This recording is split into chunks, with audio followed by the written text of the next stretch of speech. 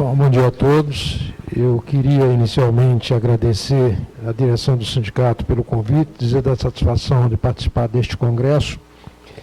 E minha ideia aqui é tecer algumas considerações a respeito dos temas com impacto nos serviços, nos servidores públicos, particularmente duas reformas. A reforma administrativa, que está sendo debatida no âmbito do governo, e também do Parlamento, e a reforma previdenciária que está em curso lá no Congresso Nacional. Eu acho que, em primeiro lugar, deve-se frisar que desde a redemocratização, talvez esta seja a conjuntura mais adversa aos trabalhadores, aos servidores públicos, né, e aos mais vulneráveis, ou seja, aqueles que dependem da prestação do Estado. Acho que nunca houve uma ofensiva tão avassaladora sobre os direitos, sobre os serviços públicos e as políticas públicas distributivas e redistributivas, e também sobre o papel do Estado, como esse que tem havido agora, né? Como essa investida que tem havido agora, essa ofensiva. Isso faz sentido pela seguinte razão, é que esta é a quinta tentativa das forças conservadoras e neoliberais de redefinir o papel do Estado, de retirar a influência do Estado na regulação da economia e no fornecimento de bens e serviços para a população. A primeira tentativa nesse sentido foi na própria Constituinte, por intermédio do Centrão, aquele grupamento conservador que queria impedir que se constitucionalizasse uma série de direitos, como os direitos sociais, os direitos dos servidores públicos, os direitos trabalhistas, etc. Mas, felizmente, foram derrotados graças à mobilização popular naquela oportunidade. A segunda tentativa foi na revisão constitucional, e que fracassou por dois motivos. O primeiro é que o então presidente da República, que era o Itamar Franco, não tinha interesse em fazer uma ampla revisão constitucional. E segundo é que a CPI dos anões do orçamento deslegitimava aquele Congresso que estava sendo acusado de corrupção para fazer uma mudança profunda na Constituição brasileira. Isto combinado com o trabalho da oposição, né, fez com que a revisão constitucional não tivesse logrado êxito, porque seria uma oportunidade para modificar a Constituição com maioria absoluta numa reunião unicameral, com Câmara e Senado juntos. Naquela oportunidade, o então relator, e essa também foi uma das razões pelas quais aquela revisão não aconteceu ou não produziu grandes resultados, o deputado Nelson Jobim, ele naquela oportunidade apresentou 81 pareceres. Esses pareceres estão disponíveis na página no portal do Senado e são muito interessantes. E porque eles antecipam o que está acontecendo desde o governo Fernando Henrique, que é essa mudança de paradigma na relação do Estado com a sociedade, na relação do Estado com o mercado. É que Jobim, para ser escolhido relator, aquela relatoria não pertencia ao PMDB, pertencia ao PFL, o PFL só abriu mão porque o Jobim fez suas as propostas do PFL em relação aos direitos sociais, em relação ao papel do Estado na economia. Então esses pareceres vale muito a pena a gente dar uma olhada, porque eles antecipam tudo isso, né? E então naquela oportunidade foram aprovadas muito poucas mudanças, apenas 3, e uma delas foi a criação do IPMF na ocasião, que era o imposto sobre o cheque, depois declarado inconstitucional e veio em seu lugar a contribuição sobre movimentação financeira, e a ação declaratória de constitucionalidade, que é uma verdadeira aberração, que permite que o Estado, sem ouvir a sociedade, possa decidir a respeito de temas que impactam a sociedade. Então, por exemplo, o Ministério Público, a Câmara, o Senado, o Presidente da República pode pedir que uma lei seja declarada constitucional sem que passe pelas instâncias inferiores do Judiciário, sem o contraditório, e o Supremo, então, possa declarar constitucional. Esse era o objetivo de matar aqueles planos econômicos todos, né? Então, a despeito de ter aprovado pouca coisa, mas aprovou uma emenda muito grave do ponto de vista dos direitos. A terceira tentativa foi no governo Fernando Henrique, mas que também fracassou porque o governo tentou simultaneamente 5 reformas. Tentou a trabalhista, tentou a da ordem econômica, a previdenciária, a administrativa e a tributária, além de ter incluído o componente da reeleição. Não fosse isto, com um único mandato ele teria feito o estrago todo, né, se não tivesse entrado com o elemento da reeleição no meio do mandato. E mesmo assim fez uma reforma extremamente dura do ponto de vista da administração pública e da Previdência.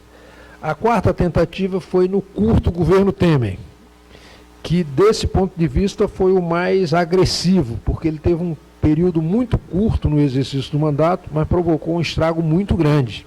Ele aprovou nesse período, através das diretrizes definidas da chamada Ponte para o Futuro, né, aprovou a emenda 95, que o Washington vai falar dela aqui, e a reforma trabalhista, a terceirização, a revisão de vários marcos regulatórios na área de petróleo, gás, energia, etc. Então foi uma das ofensivas mais expressivas do ponto de vista da agenda neoliberal. E nesse momento, considerando a abrangência, a profundidade, a velocidade e a prioridade com que o atual governo e sua equipe econômica tem se dedicado à revisão do papel do Estado, tudo indica que eles não vão perder essa oportunidade, que é a quinta. Então vão fazer o possível e o impossível. Não há ninguém na sociedade com o mínimo de massa cefálica, com o mínimo de racionalidade, que goste, a não ser os doentes fundamentalistas, reacionários, etc., que goste da postura do atual governo.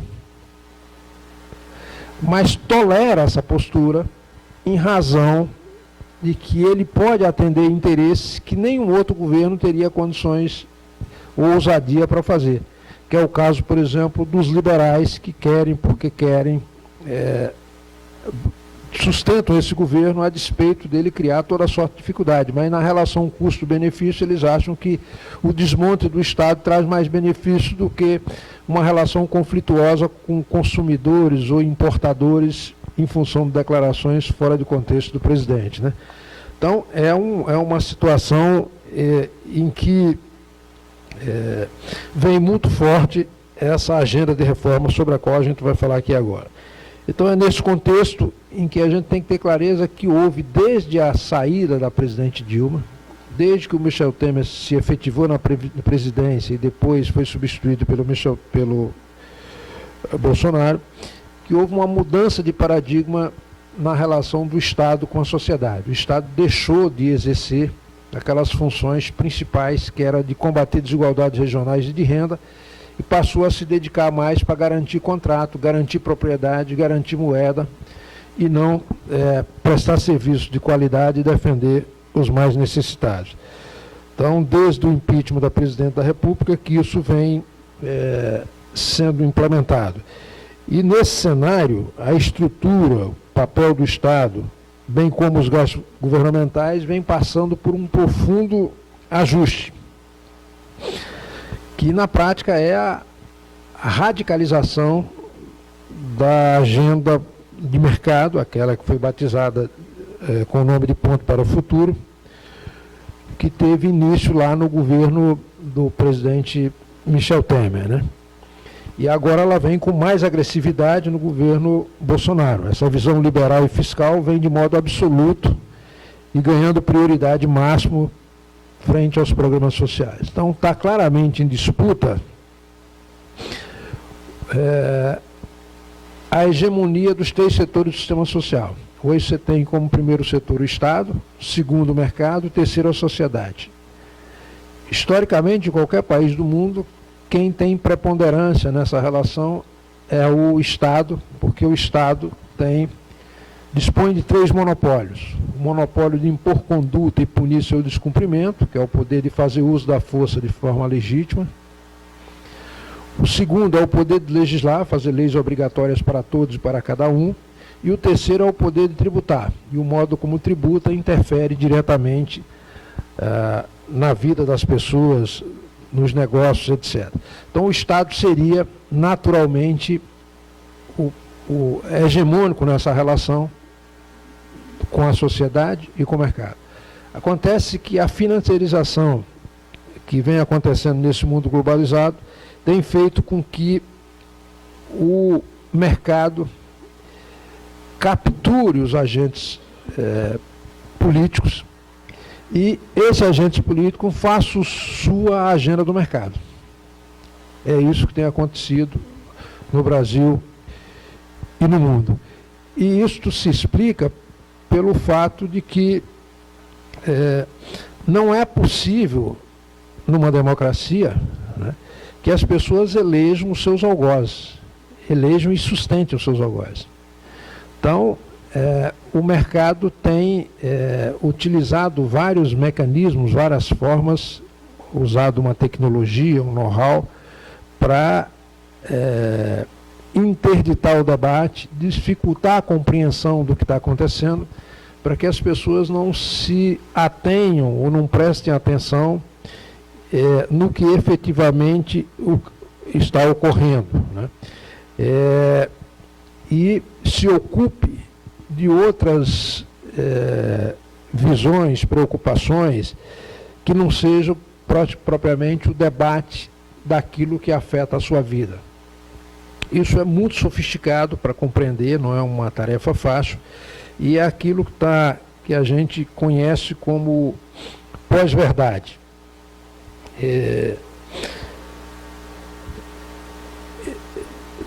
uma abordagem na qual, em lugar de se valorizar o debate de ideias, de programa, de solução para os problemas, se busca despertar reações, sentimentos e comportamentos mais primitivos do ser humano. Então, num ambiente desse, a racionalidade, a verdade, os fatos, o debate de conteúdo, nada disso interessa. O que interessa é dividir as pessoas, interditar o debate e despertar reações e sentimentos de rejeição ou até de ódio a pessoas, instituições ou a determinadas pessoas e determinadas instituições,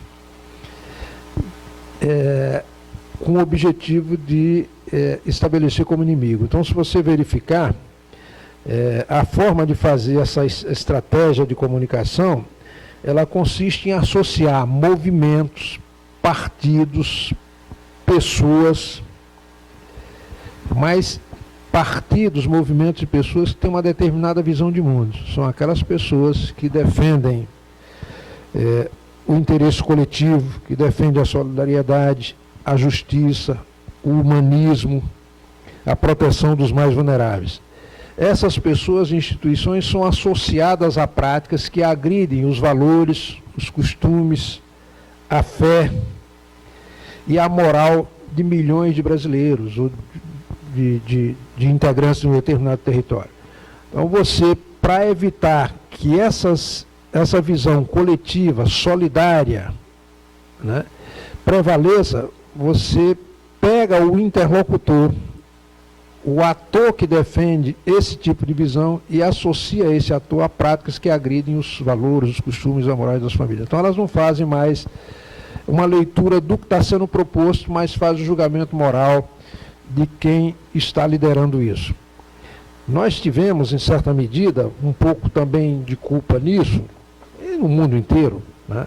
Eu digo nós, a gente que pensa do ponto de vista do interesse coletivo, é que no caso brasileiro, por exemplo, foi muito comum, isso aconteceu comigo, de considerar as pessoas que apoiaram o processo de impeachment como golpistas. E não apenas considerar, como verbalizar isso, né? E digo para vocês com segurança, 90% ou mais das pessoas, não estou falando dos parlamentares, esses sabiam o que estavam fazendo, das pessoas que apoiaram o processo de impeachment, o fizeram por assimetria de informação e não por convicção golpistas, porque elas seriam vítimas da agenda seguinte, que elas não tinham a menor noção de que viria. O que elas tinham era uma percepção difusa de que o governo foi eleito com discurso e ao assumir colocou lá um ministro que era adversário e que veio com propostas numa direção aparentemente oposta àquela que tinha sido sinalizada na eleição. Só que o governo não podia dizer claramente para a população que se tratava de um movimento tático. Havia um ataque especulativo em relação ao governo, para afastar, em função dessa onda liberalizante no mundo inteiro, e o governo então sinalizava com propostas que aparentemente agrediam a sua base social, mas ao mesmo tempo sinalizava para a sua base no Congresso para amenizar os seus efeitos mais perversos. Se a gente analisar, a reforma da Previdência do Lula, ela veio muito dura, mas teve a PEC paralela que amenizou os seus efeitos mais duros. Na Dilma, as emendas, as medidas provisórias 664 e 665, elas vieram muito duras, mas houve, da base do governo no Congresso, mudanças que, por exemplo, instituíram para dos trabalhadores do setor privado a Fórmula 8595, que permitiu a aposentadoria de milhões de pessoas sem serem afetadas pelo fator previdenciário. Então era um movimento tático e uma questão de sobrevivência momentânea até acumular forças para fazer um enfrentamento de modo ostensivo e direto. Só que aí as pessoas não compreenderam e a gente, em certa medida, quem não compreendeu, em lugar de esclarecer, taxou como golpista. A mesma coisa aconteceu na eleição do Bolsonaro. Muita gente que votou no Bolsonaro, a gente classificou como fascista e a maioria não é, coitado. É gente desinformada que não sabia que estava elegendo o seu próprio algoz. E aí é muito difícil alguém que em dado momento foi taxado de fascista, de golpista, se deixar liderar por quem o taxou desse modo, ou quem o agrediu desse modo, né? Então nós estamos num ambiente que é extremamente delicado, que o debate se encontra interditado. Isso é que é a preocupação central.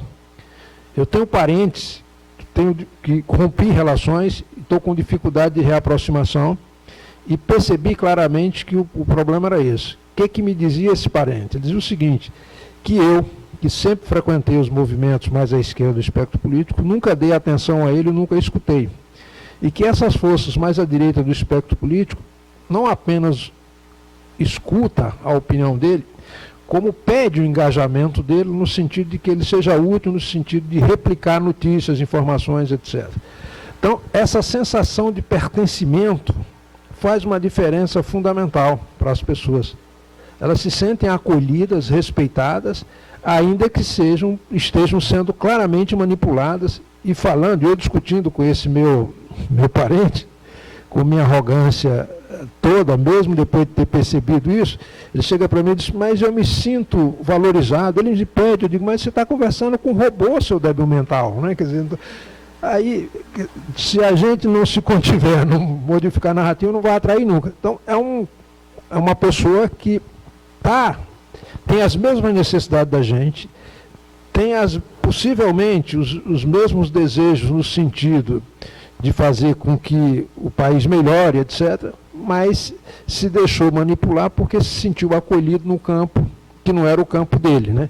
Então, isso é que é a grande dificuldade. Então, nós estamos num problema que é o seguinte, nessa disputa, o Estado vai continuar tendo a primazia na administração dos bens públicos para fins públicos, mas passará por um forte enxugamento e redução da sua presença na economia, no fornecimento de bens, programas sociais, na prestação de serviços. A orientação que vem do plano internacional é na seguinte perspectiva, é desregulamentar direitos e regulamentar obrigações, ou seja, o que é para beneficiar retira-se da lei e o que é para impedir que se tenha acesso se registre na lei de forma objetiva, né? O segundo setor, que é o mercado, manterá a primazia na competição, porém com menos intervenção estatal, especialmente nas áreas de fiscalização trabalhista, burocrática e ambiental. E o terceiro setor, que é a sociedade, continuará tendo a primazia nas relações públicas não estatais, porém com menos protagonismo nos espaços de debate, porque o debate não interessa. O debate esclarece, para essa gente não interessa debater. Então, nessa perspectiva,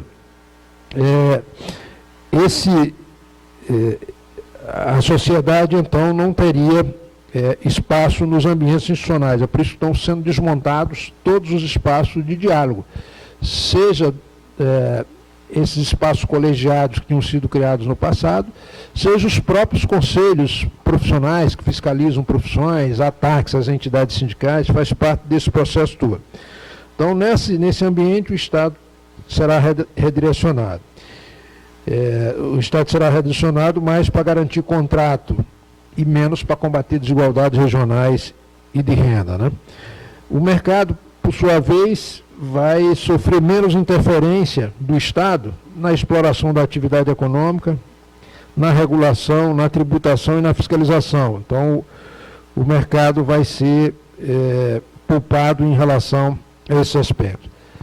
A sociedade, que tem 4 dimensões de atuação, a da caridade, a da prestação de serviço, a da formulação de políticas públicas e dos movimentos sociais, dessas 4, as 2 primeiras, caridade e prestação de serviço, desde que esteja associada a uma visão mais conservadora, e geralmente está, né, esses vão ser beneficiados no governo com essas características. Já os outros 2, que formulam política pública e fazem movimentos sociais, serão escolhidos e alvejados como inimigos e serão objeto de perseguição. Então, é um ambiente em que é muito complicado, porque há uma ausência da sociedade organizada na construção das políticas públicas, né? Com a extinção ou desativação dessas instâncias colegiadas de debate e deliberação. E isso é péssimo, porque favorece uma visão retrógrada e fundamentalista na formulação e implementação das políticas públicas. Então, é nesse contexto em que a gente se encontra, né, com o Estado, suas instituições e seus servidores sofrendo o maior ataque e na perspectiva do desmonte. O que é curioso ou diferente dos governos anteriores é que no atual governo tem 2 motivações que nos governos anteriores não estavam tão presentes. A primeira motivação é de natureza político-ideológica e tem a ver com a visão do atual governo em relação ao Estado. O atual governo vê o Estado como uma instituição inchada em termos de pessoal, ineficiente em termos de desempenho institucional, contrária ao mercado, ao lucro e ao capitalismo, e capturada ou ocupada, entre aspas, pelos comunistas, pela esquerda, etc. Então, essa motivação ideológica ela é mais forte do que a segunda motivação, que é a motivação de natureza fiscal, né? E do ponto de vista fiscal, o governo também tem a visão em relação ao Estado, que o Estado é perdulário e gasta mal, que tudo que produz é mais barato comprar no setor privado, portanto o Estado não tem que produzir bens nem prestar serviço. Os servidores ganham muito e trabalham pouco, essa é a visão do governo. E o Estado está impregnado, ou é da natureza dele, está associado à corrupção. Então, é uma visão que realmente motiva o atual governo a fazer o que ele tem feito, que é, em nome do combate à corrupção e, entre aspas, do desaparelhamento do Estado, ou seja, retirada das supostas forças de esquerda que estariam capturando o Estado, né? Em nome disso, e para controlar e equilibrar as contas públicas, é que o governo, então, propõe a redução da máquina pública, a diminuição da presença do Estado, fornecimento de bens e na prestação de serviços e de programas sociais,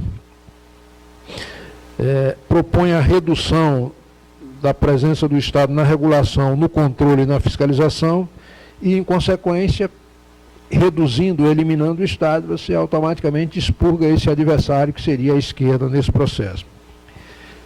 E, pela primeira vez, o PPA, o Plano Plurianual, é claro, um desenho nessa perspectiva. Então, o plano plurianual que foi enviado ao Congresso para 2020 e 2023, ele sinaliza um governo digitalizado e com redução de estruturas, né? Claramente diz isso. E isso é proposto em nome do aprimoramento da governança, da modernidade e da gestão pública, né? Prevê também que vai haver uma coordenação entre os entes federativos com a transferência de várias atribuições e responsabilidades que hoje são do governo federal e que passam para os governos estaduais e municipais. A redução da ingerência do Estado na economia, a simplificação do sistema tributário, a melhoria do ambiente de negócio, o estímulo à concorrência e a maior abertura da economia nacional e ao comércio exterior. Então tem toda uma lógica prevista no PPA de desmonte do Estado e tem medidas em curso nessa direção. O método, portanto, consiste em desmontar o Estado mediante a redução da sua presença na prestação de serviços ou no fornecimento de bens, etc. E, portanto, como já disse, consiste na desregulamentação de direito e na regulamentação de restrições e em privatizações. Do ponto de vista operacional, antes de falar do conteúdo, é bom a gente prestar atenção no seguinte aspecto, e esse é um desafio adicional. Além da confusão de as pessoas não entenderem o que efetivamente está acontecendo, porque elas não discutem os conteúdos, mas fazem julgamentos morais, tem uma articulação que jamais teve no Brasil de parte da direita e dos setores mais conservadores, no sentido de harmonizar as ações e desenvolver táticas muito eficazes nessa perspectiva. Então, por exemplo, na reforma trabalhista, quando foi votada lá na Câmara, o presidente da Câmara, Rodrigo Maia, que teve o voto da esquerda, que foi um erro da esquerda, teve o voto da esquerda na substituição do Eduardo Cunha, quando o Eduardo Cunha foi cassado, porque tinham dois candidatos. O Rogério Rosso, que era o candidato do Eduardo Cunha, e o Rodrigo Maia, que era supostamente o candidato adversário do Eduardo Cunha. Aí a gente tinha que analisar as duas candidaturas. Uma, supostamente do Eduardo Cunha, e a outra, adversário do Eduardo Cunha. Isso foi a leitura que se fez. Eu, pessoalmente, fui a alguns líderes de oposição e disse para eles o seguinte, digo, olha, essa é uma leitura invertida. O Rodrigo Maia é que é o candidato do Eduardo Cunha, não é o Rosso. O Rosso, mesmo sendo patrocinado pelo Eduardo Cunha, que se eleger presidente da Câmara, ele não tem a menor condição de implementar uma agenda liberal e fiscal, até porque ele não tem nenhum compromisso com esse tipo de agenda. É um sujeito que não tem as convicções que tem o Rodrigo Maia, que é liberal e fiscal ao extremo. E quando você tem alguém arraigado ideologicamente, essa pessoa tem muito compromisso. Não vai ser dinheiro, não vai ser pressão, não vai ser nada que afasta dessa visão ideológica. E aí a esquerda optou por escolher um adversário de classe, claramente, em nome de uma disputa política, de uma falsa disputa política, que era eleger, dar uma vitória política ao Eduardo Cunha, que estava preso. Isso fez com que o Rodrigo, na presidência da Casa, fizesse o seguinte: eu preciso aprovar duas reformas no primeiro mandato tampão dele lá. A política e a trabalhista. Agora só saem se forem as duas juntas. Uma só não sai. Aí escolheu como relator da reforma política um nome do PT. E para a reforma trabalhista um nome do PSDB. Ou seja, um defensor dos trabalhadores para a reforma política e um defensor do mercado para a reforma trabalhista. Só que disse para a esquerda o seguinte: olha, considerando que vocês perderam o governo federal, não tem relações com o mercado, o movimento sindical perdeu sua fonte de custeio, que era o imposto sindical, e que vocês estão sem recursos, se não tiver reforma política dando dinheiro para o fundo eleitoral para viabilizar a eleição, vocês vão reduzidos a 30% do que são.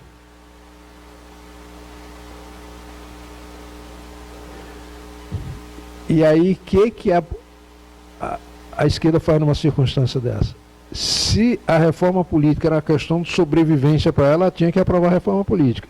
Se a reforma política, para ser aprovada, tinha que deixar votar junto à reforma trabalhista, ainda que votasse contra, foi o que aconteceu, porque eu estou convencido que com 130 parlamentares, 170 parlamentares, que era o que a gente tinha na época, segurava a reforma trabalhista e impedia que fosse votada, não fosse essa circunstância de ter que permitir a votação da reforma política, e aí tiveram que deixar as duas. Aqui é um exemplo de como é que induz a situação, força a que a oposição fique numa situação em que não tem alternativa, a não ser, ainda que sob protesto, admitir que determinadas coisas aconteçam. Mas tem algo mais forte nisso, que é uma estratégia de não decisão. O que é a estratégia de não decisão? Que a ciência política reconhece. É você impedir que determinados temas cheguem à agenda governamental ou agenda política. Criar toda sorte de dificuldade para que esse tema apareça.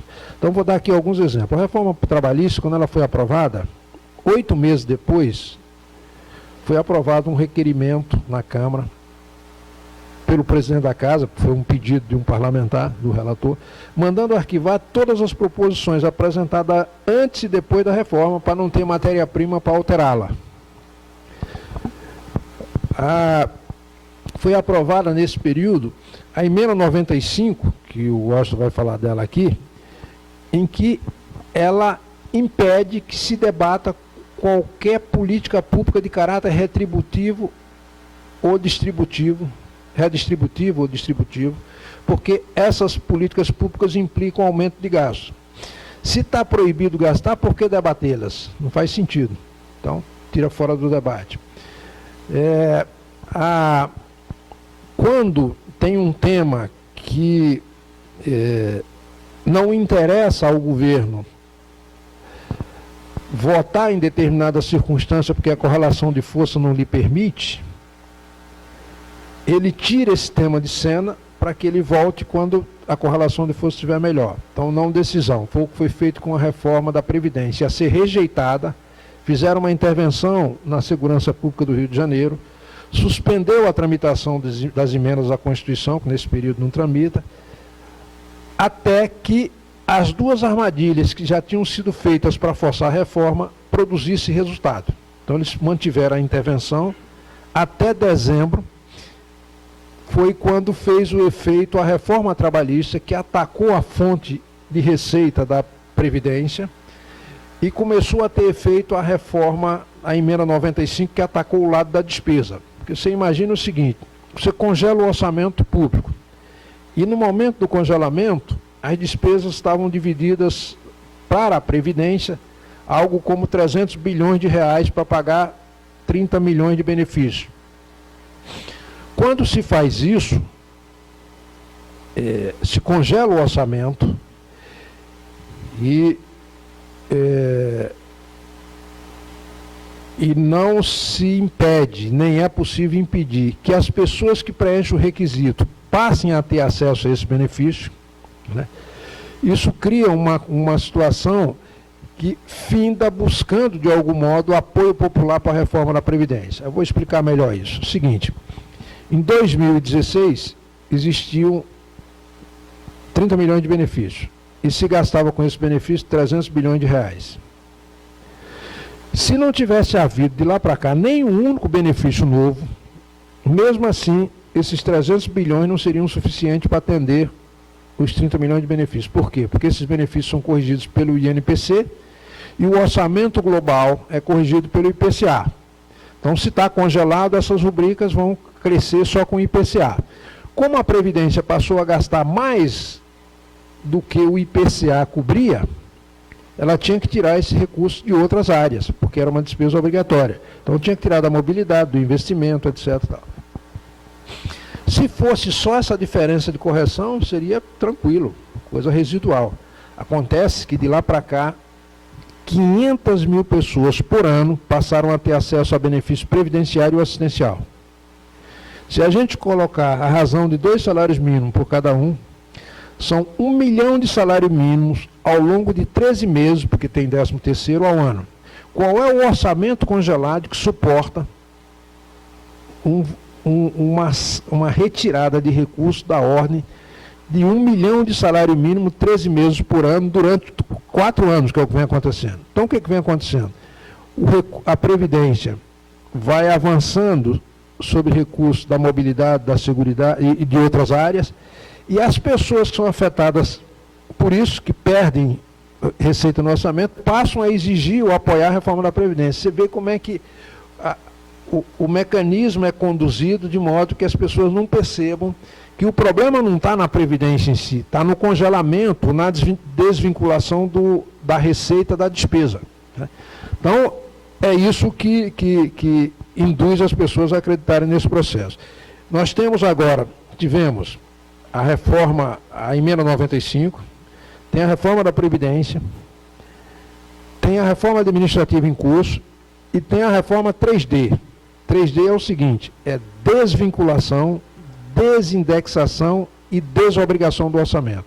Isso vai ser encaminhado agora, no mês de setembro, ao Congresso, pelo governo federal, como uma sugestão, porque eles não querem tumultuar a agenda, vai ser encaminhada essa PEC através de um senador, filho do presidente da República. O Carlos Bolsonaro vai apresentar uma proposta com o objetivo de desindexar, desvincular e desobrigar o orçamento público. Seria uma espécie de orçamento base zero. Em lugar de você partir do orçamento garantindo 20% para a saúde, não sei quanto para a educação, despesa com pessoal obrigatório, etc., todo ano o governo e o Congresso decidem o que vai fazer daquele montante de recursos. Se dava 50% para a educação, pode dar 70% ou 20%. Pode aumentar ou reduzir, mas cada ano vai decidir. Então é um caso muito complicado que a gente está tendo que enfrentar e vai ter que trabalhar isso com muita clareza do ambiente. Nós estamos em minoria na sociedade, porque cada um de nós aqui certamente perdeu 5 ou 6 amizades, no mínimo 10, sei lá quantas, né? Então, é um quadro complicado. Um Congresso que a gente tem, que é liberal do ponto de vista econômico, fiscalista do ponto de vista de gestão, conservador em relação aos valores, atrasado em relação ao meio ambiente e aos direitos humanos, né? Um Congresso em que a esquerda é minoria, não tem número suficiente para criar uma CPI, nem mesmo para apresentar uma emenda à Constituição. A reforma da Previdência, outro dia eu fui falar num evento, aí a pessoa chegou para mim, Toninho, você só traz tragédia, não traz uma notícia boa, só notícia ruim e tal. Eu digo que é uma boa. Essa porcaria que eu acabei de apresentar aqui podia ter sido muito pior, não fosse uma circunstância que não vai se repetir, que foi a seguinte circunstância. O presidente da República resolveu taxar ou acusar de velha política o chamado Centrão, associados ao fisiologismo. O Centrão, para se blindar perante a opinião pública dessa acusação, dá uma de republicano e diz, não, nós não somos fisiológicos, nós debatemos conteúdo. Por exemplo, a reforma da Previdência está aí e nós não concordamos com a capitalização, nós não concordamos com o aumento automático da idade mínima, nós não concordamos que se retire da Constituição o direito de reajuste automático, nós não concordamos com o BPC, com a mudança no BPC, nós não concordamos com a mudança dos trabalhadores rurais, então se arvoraram, se apropriaram da agenda da esquerda e da oposição e resolveram dar uma de republicano, de gente correta, direita, etc. Tal. E assinaram um documento. Não fosse isto, todos esses pontos teriam sido aprovados no Congresso com os votos do Centrão, porque o que eles queriam mesmo era a grana e os acordos. E o governo teve que pagar 2 vezes, pagou com conteúdo e pagou com as emendas e com cargos. Então, por uma circunstância muito especial, que o Centrão precisava se blindar perante a opinião pública dessa acusação do governo, é que alguns pontos dessa reforma não foram aprovados, senão teriam sido aprovados facilmente. Então é por isso que a gente tem que ter muita clareza desse ambiente de adversidade, ou seja, precisamos virar a maioria de novo na sociedade, trazer de volta aqueles que nós nos afastamos por questões menores, porque nós fazemos julgamento moral a partir de 2 valores, liberdade e igualdade. 99% das pessoas faz com base em uma série de outros valores. E mesmo esses 2, essas pessoas têm divergência. Por exemplo, a liberdade não, mas a igualdade tem. A gente pensa a cada um segundo sua necessidade. 99 pensa o seguinte, a cada um segundo sua capacidade.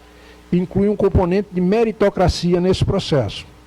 Leva em conta a questão religiosa, a questão familiar, a questão da ordem, uma série de outros aspectos. Para a gente é secundário, mas para a maioria das pessoas é muito importante. Então a gente vai ter que modificar essa narrativa para trazer de volta essas pessoas e, como defensores da diversidade, ter maior tolerância com a diversidade. Ou seja, admitir que separar o que é essencial do que é acessório e tal. Bom, voltando aqui rapidamente para a reforma da Previdência. Reforma administrativa. O que está em curso é o seguinte, é uma ideia do governo federal de fazer um grande enxugamento das estruturas e do gasto com os servidores públicos, a partir da extinção de órgãos, entidades, carreiras e cargos. Estou falando aqui do Poder Executivo. Redução do quadro de pessoal, evitando contratação via cargo efetivo. Isso vai ter replique nos outros poderes, porque o Executivo é sempre efeito de demonstração. Redução na jornada com redução do salário. O Supremo decidiu recentemente que era inconstitucional a regra da Lei de Responsabilidade que tratava disso. Então, o presidente da Câmara e o Poder Executivo já estão trabalhando numa emenda com esse sentido. No caso do Executivo, a instituição de uma carreira horizontal e transversal com mobilidade plena de servidores, quer dizer, você pode tirar de um servidor de um lugar para outro sem necessidade de concurso de remoção e nem sem a necessidade, como é hoje, de só poder fazer dentro da própria carreira. Você pode tirar um sujeito do IBAMA para trabalhar no INSS, ou do Ministério da Defesa para ir para o Ministério dos Direitos Humanos, enfim. Plano de demissão incentivada, e até risco de colocar servidores em disponibilidade, né? Redução de salário de ingresso dos futuros servidores públicos, fim das progressões de promoções automáticas, condicionando-os a uma rigorosa avaliação de desempenho, adoção de critério de desempenho para efeito de dispensa de servidor, dispensa por insuficiência de desempenho, tem 3 projetos tramitando nesse sentido, ampliação da contratação temporária em casos em que seja necessário, porque em algumas situações está acontecendo o seguinte, o INSS, o pessoal do INSS nos procurou esses dias, preocupado, porque eles disseram o seguinte, que com a digitalização que está havendo, a automação dos serviços, com metade do quadro que tem lá hoje, será mais do que suficiente para atender dentro do ritmo que o governo está atendendo, que tirou a fila pública para a fila no computador, a fila virtual, né?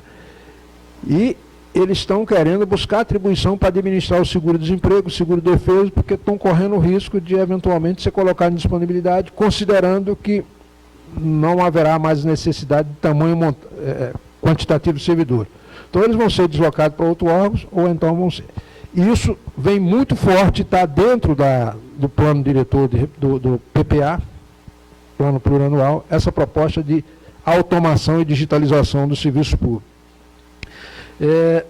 Autorização para que a União possa criar fundações privadas, organizações sociais e serviço social autônomo, né, cujos empregados são contratados pela CLT, né, e ali tem um contrato de gestão, um convênio, etc., especialmente nessas áreas de educação, cultura, meio ambiente, etc. Então, tem a própria Mais Médico, agora foi criado um serviço social autônomo. No caso do Futurice, das universidades, vai ser criada uma organização com essas características também.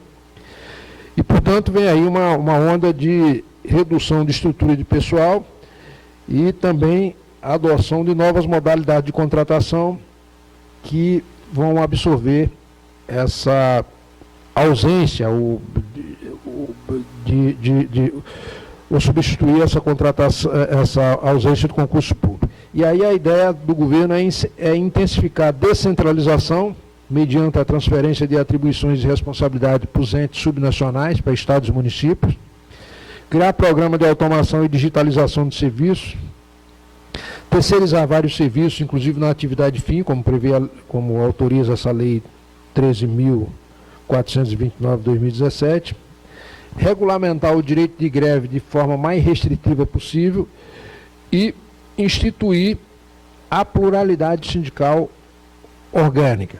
Porque uma coisa é você aprovar a Convenção 87 da OIT, que dá liberdade para que os trabalhadores decidam como desejam se organizar, se de forma unitária ou plural, né? Instituir já a pluralidade e, se depender da visão de José Serra, que na revisão constitucional propôs uma emenda nesse sentido, o empregador é que decide com qual dos vários sindicatos existentes ele quer negociar, né? Então é brincadeira uma situação dessa. Então esse é o quadro que a gente, no serviço público, em algumas áreas, está se encaminhando. Num primeiro momento, sai da contratação de cargo efetivo para a contratação pela CLT via organização social ou serviço social autônomo, né? Na sequência, se entrega direto ao setor privado, não mais contratando por terceirização, mas fornecendo voucher, que é isso que o ministro já disse, o ministro da Economia já sinalizou nessa direção.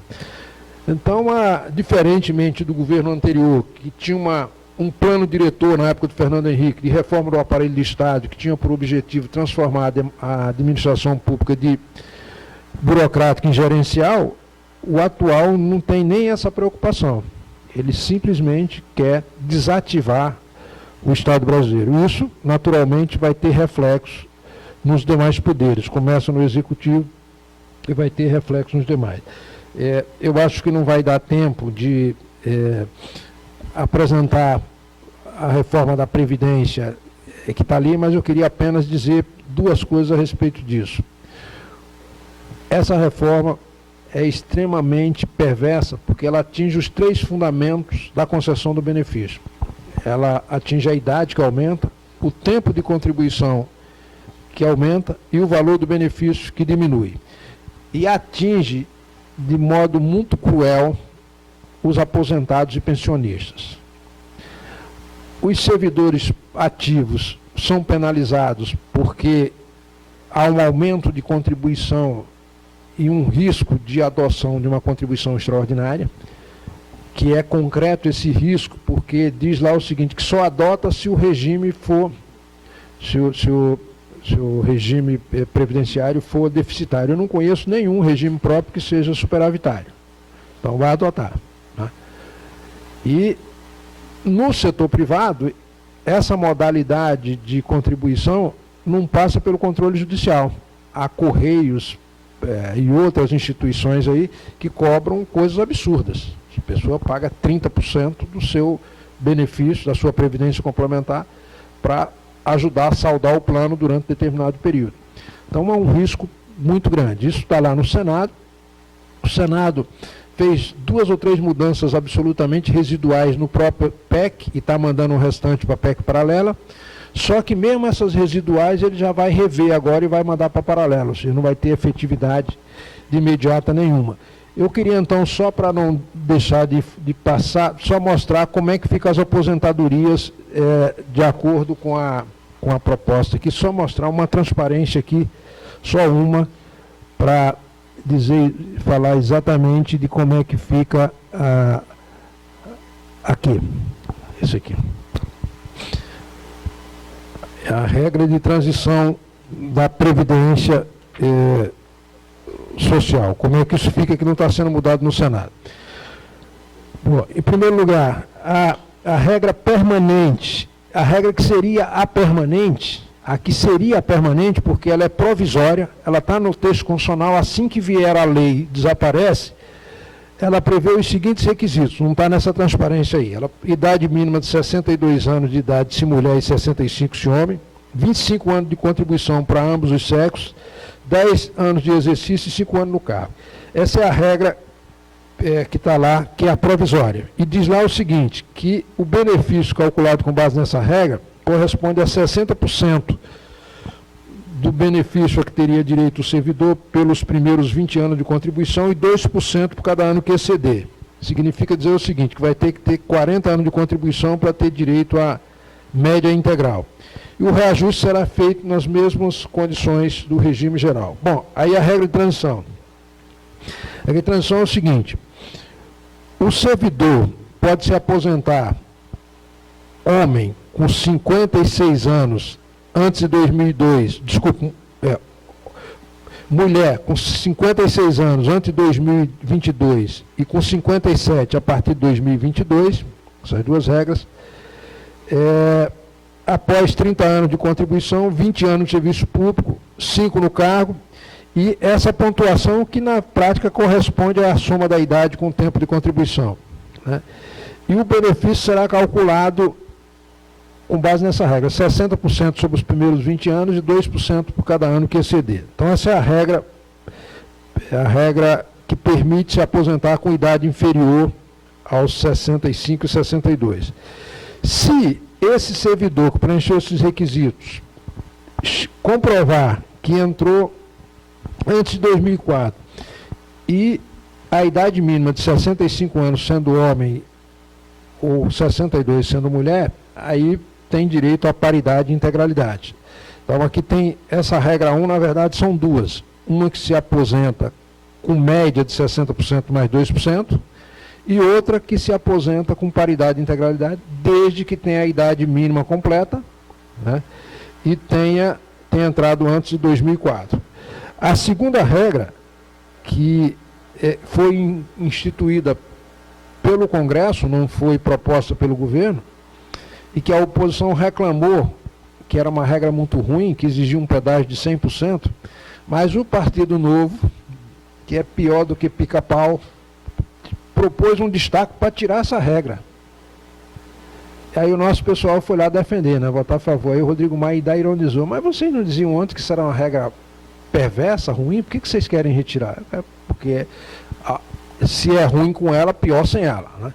Então, a outra que permite aos 57 para a mulher e aos 60 para homem, com os 30 anos de contribuição no caso da mulher e 35 no caso do homem, 20 anos de serviço público mais 5 no cargo, desde que se cumpra um pedágio de 100% sobre o tempo que falta, se aposentar com integralidade se tiver entrado antes de 2000, depois de 2004. E com paridade e integralidade se tiver entrado antes de 2004. Então essas são as regras que se aplicam ao servidor. Esse material vai ficar aí com todas as regras que envolvem os servidores públicos para que vocês possam depois analisar. E para não me exceder mais, e até já passei bastante do meu tempo aqui, queria então concluir dizendo que é fundamental que busquemos considerar essa nova realidade de modificar a correlação de força. Vou dar aqui um exemplo, que não é uma crítica especificamente ao segmento do judiciário, mas é uma coisa para a gente refletir. Os servidores do judiciário aprovaram em Congresso que não discutiriam reforma da Previdência. Era contra e ponto final. Outras carreiras fizeram isso. Agora eu pergunto, no caso da aposentadoria transição, tinha uma emenda do PDT que foi a voto e ela teve 296 votos. Portanto, faltaram 12 votos para ser aprovada. Será que se os servidores do judiciário não tivessem proibidos de atuar em relação a esse tema, ele não teria revertido esses 12 votos e, em lugar de ter uma transição de 100%, fosse só de 50%? É uma coisa para a gente refletir pelo seguinte, porque ser contra tudo bem, mas tem que analisar a correlação de forças no momento da votação. Você não pode proibir ou impedir que haja qualquer tipo de entendimento, porque direito é como pasta de dente, quando sai do tubo não volta mais. Se a gente puder, de algum modo, impedir que isso aconteça, as circunstâncias mais na frente podem não propiciar a aprovação disso que seria aprovado agora. Por exemplo, se a gente conseguir impedir que esse governo faça o desmonte, vai ser muito difícil encontrar um maluco desse nos próximos 50 anos. Né? Então, é fundamental fazer um negócio desse, porque se ele desmontar também não se conserta mais, é muito difícil consertar. Então, por isso que é importante ter essa flexibilidade, não de negociar direitos, não se abre mão de direito em hipótese nenhuma, mas tendo clareza da correlação de forças, minimizar os prejuízos para evitar que a reconstrução seja mais difícil. Então, com isso, eu queria agradecer aqui a paciência de vocês, pedir desculpas pelo improviso com que trouxe essas reflexões aqui, e me colocar à disposição do debate. Muito obrigado.